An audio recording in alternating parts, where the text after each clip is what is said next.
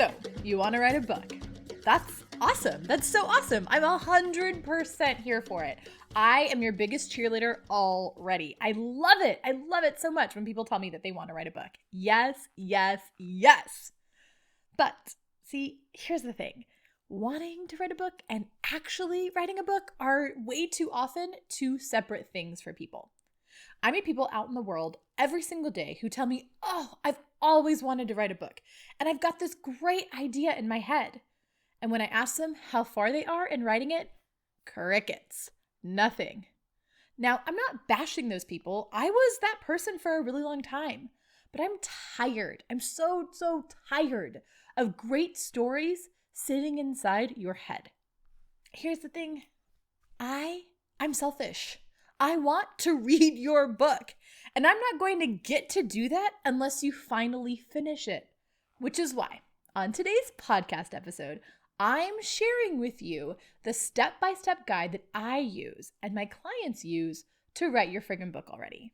Get excited because you're about to write your book. Before I start the step-by-step, I do want to tell you that if you want this step-by-step guide, you can get it by going to writeyourfrigginbookalready.com, and you can download this guide when you go into the application form. So if this is a lot, if you're driving right now and you want to have this later, go to writeyourfrigginbookalready.com and you can get this list there. Okay, let's go. Are you feeling really alone in your writing process? Writing, it shouldn't feel lonely. In fact, if you want to finish your book, actually finish a book, then you're going to need a team of people cheering you on, holding you accountable, and helping you to sit your butt in the chair and do the darn thing.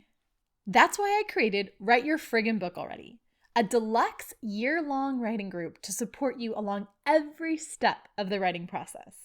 You get group coaching, small pod accountability, peers on the road with you, cheering you on when you stumble, and a proven roadmap for success, with 95% of our participants having a readable draft by the end of the program and a 100% satisfaction rate.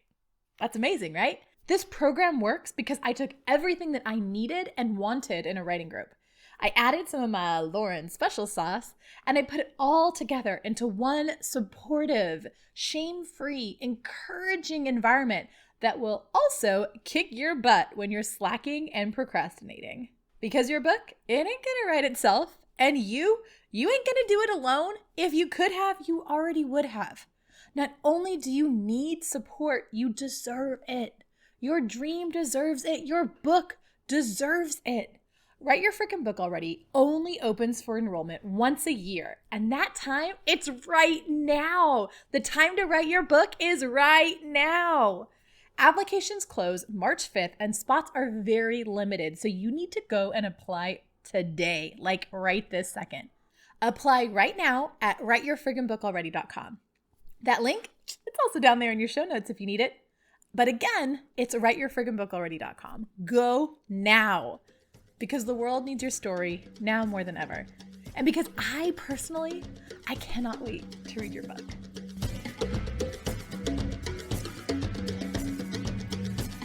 Hello and welcome back to School for Writers. Y'all, today I am giving you my step-by-step guide to writing a book. When I told someone recently that I was going to give y'all this step-by-step guide to writing a book in my podcast, they told me I was crazy. Isn't that what you teach in your Write Your Friggin' Book Already program, they said? Why would people go pay for the program if you're giving it away for free on your podcast? But here's the thing. More than anything else in this world, I want you to write a book. Yes, I want you in Write Your Friggin' Book Already. Hell yes, I totally want you in that program. But more than anything else, I want you to write a book. So if listening to this episode, you then go off and write a book using what I teach you here in this, then hell yes, right here, I'm happy. And I want a copy of your book, so just let me know and I'll go buy a copy. However, here's the thing. Just knowing the steps, it's not enough. Knowing that you got to put this thing and do that thing one foot in front of the other, it's not enough. You still need camaraderie and accountability to finish your book. Before I get into the step-by-step guide to how to write a book, I'm going to tell you a little bit of story because trust me, this matters and it has to do with writing a book. Once, back in the day, I was sitting in a Kinko's. Yeah, back when there was Kinko's, before it was FedEx Office or whatever it is right now. And I saw an advertisement for the AIDS Marathon. The advertisement said that you run 26.2 miles and raise $3,000 to help support HIV prevention and raise money for AIDS research. That sounded like literal hell to me. Not the raising money part. I actually am very supportive of the San Francisco AIDS Foundation, the organization that it supported, and the amazing work that they do and had done back then for my community and the communities around the world. But running 26.2 miles? No! I literally almost didn't graduate from high school because I was failing PE. Running was legit the worst thing in the world for me. But being the masochistic, silly person that I am, I took a flyer. I did it. I signed up to run a marathon. A couple weeks later, there I was in way too much spandex at way too early in the morning, standing in a way too foggy and cold Golden Gate Park, ready to run. I mean, ready is not the right word. I was there to run, but I was far from ready. I was in the last group, the slowest runners, and I was surrounded by other people who wondered, all of us, why the heck we decided to do this crazy marathon thing. And every step we took, every slow mile that we ran, we all laughed, cried, and commiserated about how we were insane for deciding to do this whole running a marathon thing. But here's the thing. We weren't insane. And this wasn't crazy. Running a marathon, yeah, it's hard AF, but it's also pretty amazing. It takes you through mental and physical challenges, connecting with your body and mind in ways that I never knew possible. That group, we all grew together towards our common goal. I'm still friends with most of them. I even lived with one of them as my roommate for a year. Connecting over this common goal, it's a life-changing experience. One that to this day is something that I lean on and remember during hard times. I can do this. I ran a marathon. I can do this. I wrote a book. Here's the thing. Everything that I needed to know how to run a marathon, it's out there in the world. I could have read literally hundreds of books in the library. I could have looked online for some free training guide, and I could have gone and ran a marathon myself. But I laugh just thinking about it. Like, if you know me, you know that's absolutely impossible. If you know yourself, you probably know that's absolutely impossible. My butt, it was never going to get up at 6 a.m. on a Saturday to go run on my own. No, I needed a group of people waiting for me who would come knock on my door and break it down if I didn't show up and do the work. I needed mentors who had done it before and knew the process of training for a marathon before. I needed peers that could gather with me around a common goal and support me on the days that I got stung by a bee on the track or really didn't want to wake up or was having really bad cramps. Those hard days, they kept me going. I finished my marathon. I ran it all. I raised $3,000, ran 26.2 miles. It's still an amazing accomplishment for me. And so a few months later, after that was done, I thought, what else can I finish that I've always wanted to do? What else is a big thing that I can finish in my life that can give me this rush and this community? And that's when I decided to start Write Your Friggin' Book Already. I found myself a step-by-step guide to write a book, yes, but also I got myself accountability, camaraderie, and a group of people with a common goal. That was the very first round of Write Your Friggin' Book Already, my own personal program that I created for myself and my friends. Now I teach that program to people like you, people who long to write a book and to have a community while they're writing it. Yes, I'm about to tell you all the steps that you need to write a book, but you're still going to have to go find accountability, camaraderie, and a group of people gathered together with this common goal to support you. So if you haven't yet, go back and listen to episode 22 about writing groups and the importance of writing groups. And while you're listening to the steps on how to write a book, I want you to think about your dream team. Think about the mentors you're going to have, the colleagues you're going to have, and the support you're going to have to take you through these steps. Okay, are you ready? Let's dive in. Step number 1, your crappy first draft. This is where you dump it all out. This is where you let the flow go. This is honestly probably where most people get stuck. It's probably where you're already stuck right now too. The first draft is a lot of just like letting it all come out. It's a numbers game. You're trying to get to 40 to 60,000 words. 50,000 words is that sweet spot. You're trying to get as much of the story out as possible. Yes, you're going to have gaps. Yes, it's going to be so bad, which is why everything for the first draft that I send out during Write Your Friggin' Book Already has poop emojis all over it, because the goal is a crappy first draft. If you are making it really good at this point in the writing process, you'll never finish your book. You are failing if you have a good book right now. The goal isn't good. Yes, there are going to be some beautiful moments that you're like, whoa, where did I come up with that? But mostly it's just going to be like, maybe the character should do this, or maybe I should teach this lesson in my nonfiction book, or maybe I should do this, or maybe I should tell that story. It's so much of just a brain dump.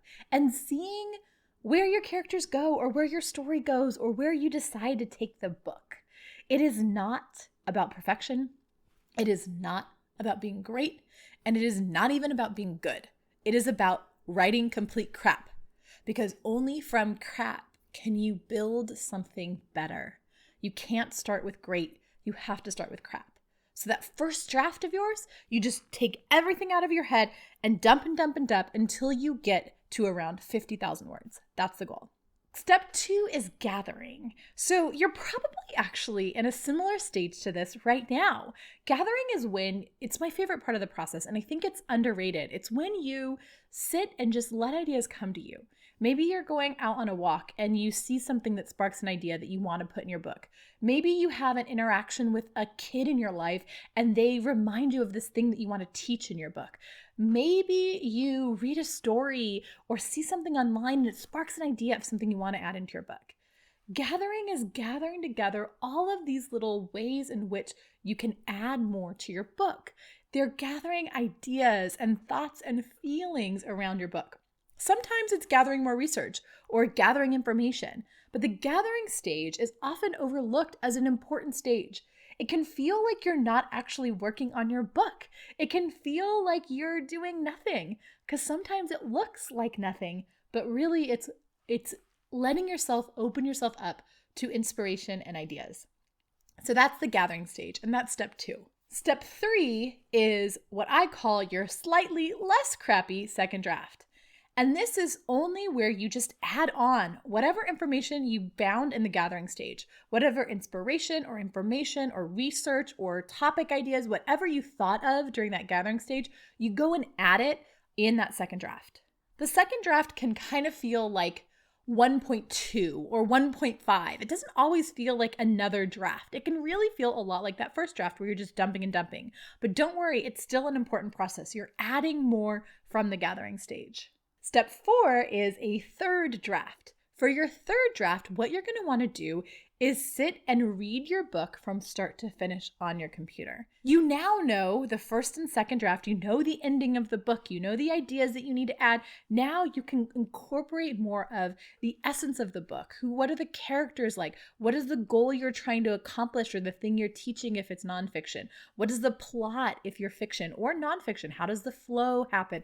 What do you want? These like little details, you start to add them as you read through a complete read through and add on and edit on your computer. That's your third draft, and that's step 4. Step 5 is another gathering type stage. You're going to think for a little bit. You're going to pause and take a break from your book. Let your mind forget about some of the parts so when you look at it next, it's fresh eyes. And you're going to find yourself a place to print your book. I like to use FedEx Office, like I talked about in my marathon story, but some people just use their local campus printing. Some people use their home computer. You're going to print your book out at some point during this, because step 6 is your fourth draft, where you're going to actually physically hold your book in your hands and read it.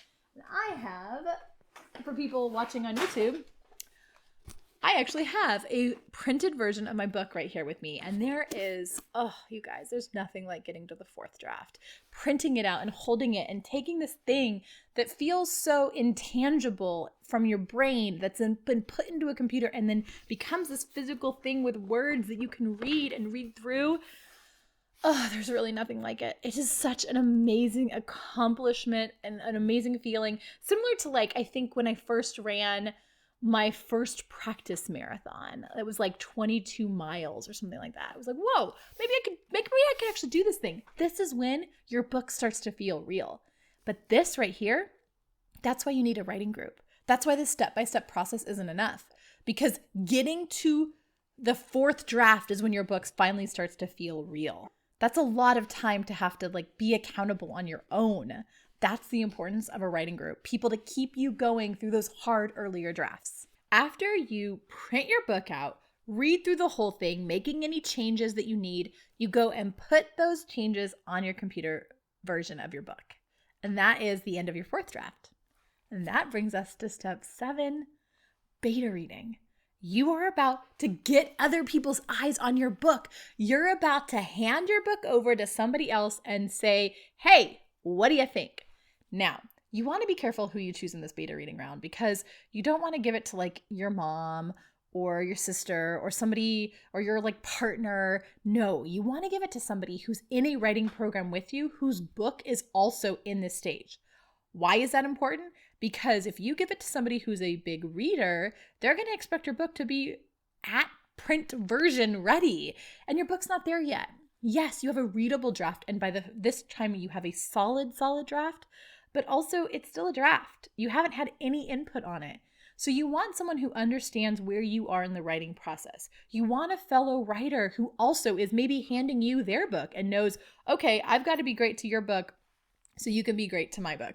One of the things that I think is the most powerful thing about Write Your Friggin' Book Already is that I train the beta readers. So you each are trained to give beta feedback at this stage in the book writing process. So often I remember the first novel that I wrote, I handed it to my parents and I was like, look, here's my draft, read it. And they were like, I could tell they thought it was horrible. In fact, they never read it. They read the first few pages and quit reading. And that devastated me, and I didn't write for a really long time because of that. I didn't share my work with people for a really long time because of that. So when you go out and find these beta readers, make sure that they're people who have been primed, who you've told exactly where you are, and who have been trained to give you beta reading feedback at this stage in your book. So now that you've put your precious little thing out and been vulnerable and had people give you feedback, which I guess they're going to love your book. Trust me, they're going to love your book. And they're going to give you amazing constructive feedback to help make it better. That's the point of beta reading. So once you have that feedback that's making your book better, then you're going to take a little bit more time and go back and gather again. You're going to think about what the beta reader said and filter that through your own dreams, visions for this book, what you want this book to be. Maybe they wanted you to turn it into a romance, but you want it to not be a romance, or vice versa. Let it go through your own personal filter of your goals for this book. Sit with it. Think about it. Come up with more ideas. Talk more with your beta readers. Ask them, what do you think about this or that? What if I add this or the character does that? Talk with them. Let that ruminate. Let it elucidate. Let yourself gather more information and take a break from your book to really process what the beta reader said about it. Then, and only after you've given yourself at least 2 weeks away from your book after getting that feedback, then you can go into your 5th draft. Your 5th draft is where you go and implement the changes that your beta reader suggested. It's where you go into more depth in one area or add more things over here. It's really an adding on, a making more solid, and really deep, giving it those rich vibes that a published book has, that depth, that solid, and that feel, that overall general feel into the content, like it's there, like it has bones, structure, like it's safe and supported. I say that a book before this stage feels kind of wobbly, like you're on a wobble stage. And this is when you make your book feel really solid and beautiful in its structure. Then, after you do that, you send your book again for beta reading. I know you're putting yourself out there a lot, but it's okay, because if you're in a writing group where people have been trained, like WIFBA, like my Write Your Friggin' Book Already program, this is actually the best part of the program. Everybody who was worried about beta reading in WIFBA, they are loving it. We just finished it, and they are just obsessed with the workshopping and the beta reading that they got, all this feedback, because it was all with the goal of making books better. So you're gonna beta read round 2. You're gonna let other people, or the same people, depending on your needs and your goals for your book, read your book. And you're gonna get some final suggestions on how to make it a solid, strong book and a publishable draft. Step 11 is to finesse and prepare for line editing. So this is for the time to take those last finishing comments, the last finishing touches before you send it off to an editor who will look at it line by line for the details. That's a professional editor. You want somebody who's trained at this point to do that for you. And that's it. Those are the 11 steps to writing your book. Seems pretty easy, right? Honestly, it is. Writing a book, following a step-by-step process, it's very easy. You know it's not easy? Getting yourself to actually take those steps and follow through with taking those steps. It's not easy to motivate yourself to wake up early or to give up Netflix at night. It's not easy to keep going when you feel like your book is crap. Trust me, I know. It's not easy knowing what you need to change to make it and what needs to stay the same. Oftentimes the parts we hate are what other people love, and the parts we love are what other people hate. It's so hard to know that on your own. You know it's not easy? Feeling lonely and straight up bored with your book when you know that you should sit down and write. So yes, the step-by-step guide is easy, but actually writing your book, it's not easy. That is why you need more than just the steps. You need a whole program to support you, hold you accountable, and get you to write your friggin' book already. If you want to stop procrastinating and start writing, you need to find a writing group, you need to find a writing program, and you need to find people who are going to hold you accountable to the small little steps that it takes to finally get to that major goal of a finished book. So it's time to get your butt in the chair and take the steps that you need to make your writing dreams a reality. It's time to write your friggin' book already. You could do it on your own, but why would you want to? Honestly, life is so much better with friends. Going at it alone, it's possible, but having someone along for the ride with you, that's priceless. That's what makes memories happen. Think about adventures in a car ride. It's so much better if you have somebody with you to share in the driving and to help you find good music on the radio. Writing a book with an amazing cohort of fellow authors over the next year would completely transform your life. And you don't have to just trust me. You can hear about how it transformed the lives of the people in my Write Your Friggin' Book Already program at writeyourfrigginbookalready.com. Also, you can go back and listen to last week's episode of the podcast because we had Paige on talking about how Write Your Friggin' Book Already was the first time she was able to actually finish a book, even though she'd gone to grad school to be a writer. If you are tired of going at it alone, if you're tired of your book not being out in the world, I want you to sign up for Write Your Friggin' Book Already. I'm pushing this point right now so much because applications close March 5th, and that is really soon, and they don't open again for a whole year. So you need to head to writeyourfrigginbookalready.com. That link is also in your show notes, and apply today because the world needs your story now more than ever. And because I selfishly, I just can't wait to read your book. I want you in Write Your Friggin' Book Already. I want to read your book. Head to writeyourfrigginbookalready.com and apply today. And I will see you in the program.